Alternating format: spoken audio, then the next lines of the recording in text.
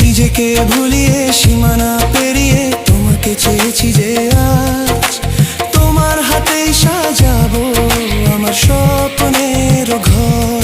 আমি তোমার প্রেমে পড়ে দুনিয়া ভুলে গেছি।